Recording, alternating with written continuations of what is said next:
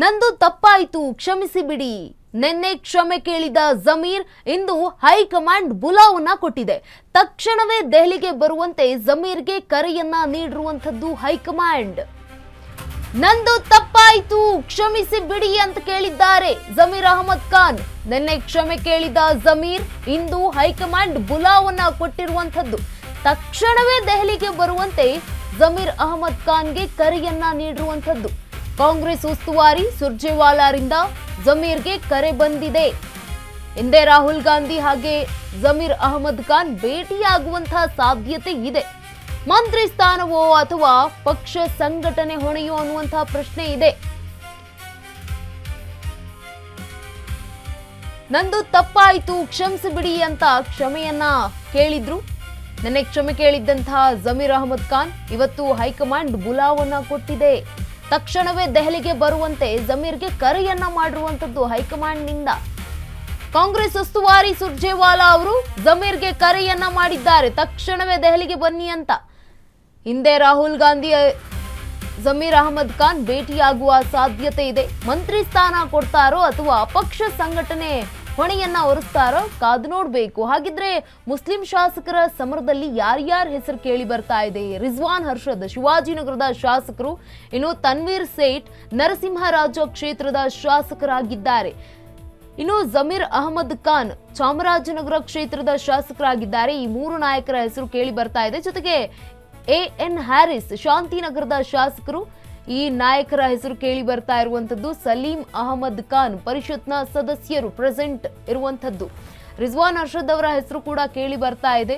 ಈ ಒಂದು ಶಾಸಕರಿಗೆ ಈಗ ಸಚಿವ ಸ್ಥಾನದಲ್ಲಿ ಒಂದು ಸಚಿವ ಸ್ಥಾನ ಕೊಡಬೇಕು, ಅವ್ರಿಗೂ ಕೂಡ ಮಂತ್ರಿಗಿರಿಯನ್ನ ನೀಡಬೇಕು ಅನ್ನುವಂಥದ್ದು. ಇದೀಗ ಹೆಚ್ಚಿನ ಮಾಹಿತಿಯನ್ನ ನೀಡಲಿದ್ದಾರೆ ನಮ್ಮ ಪ್ರತಿನಿಧಿ ದೀಪಾ.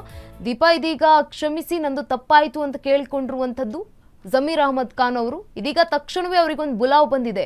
ಒಂದು ಮಂತ್ರಿ ಸ್ಥಾನ ಕೊಡ್ತಾರಾ ಅಥವಾ ಪಕ್ಷ ಸಂಘಟನೆಗೆ ಏನಾದ್ರೂ ಒತ್ತನ್ನ ನೀಡ್ತಾರಾ ಹೈಕಮಾಂಡ್? ಏನೆಲ್ಲ ಈ ಕುರಿತಾಗಿ ಹೆಚ್ಚಿನ ಮಾಹಿತಿ ಇದೆ?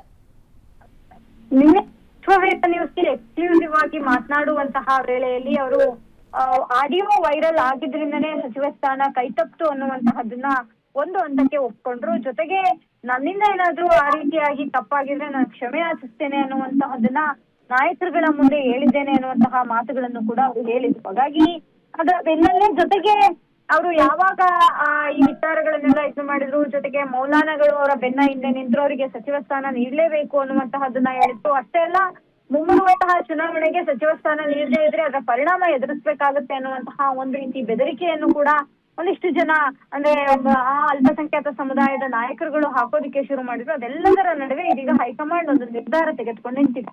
ಇಲ್ಲಿಯವರೆಗೂ ಭೇಟಿ ಸಾಧ್ಯವಾಗದೇ ಇದ್ದಂತಹ ಜಮೀರ್ ಅಹಮದ್ ಅವರಿಗೆ ಇದೀಗ ಬುಲಾವ್ ನೀಡಿದೆ ಹೈಕಮಾಂಡ್ ನಾಯಕರು ಅನ್ನುವಂತ ಮಾಹಿತಿ ಇದೆ.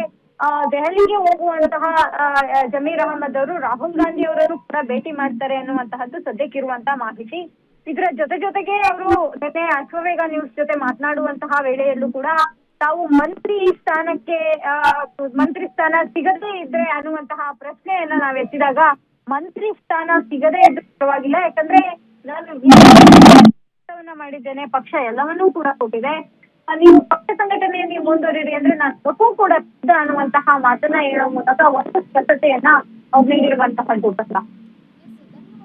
ತಮ್ಮೆಲ್ಲ ಮಾಹಿತಿಗಾಗಿ ಕಾಂಗ್ರೆಸ್ ಉಸ್ತುವಾರಿ ಸುರ್ಜೇವಾಲಾರಿಂದ ಈಗ ಜಮೀರ್ ಅಹಮದ್ ಖಾನ್ರಿಗೆ ಕರೆ ಬಂದಿರುವಂತದ್ದು. ಹಿಂದೆ ರಾಹುಲ್ ಗಾಂಧಿ ಹಾಗೆ ಜಮೀರ್ ಅಹಮದ್ ಖಾನ್ರು ಭೇಟಿಯಾಗುವಂತಹ ನಿರೀಕ್ಷೆ ಇದೆ.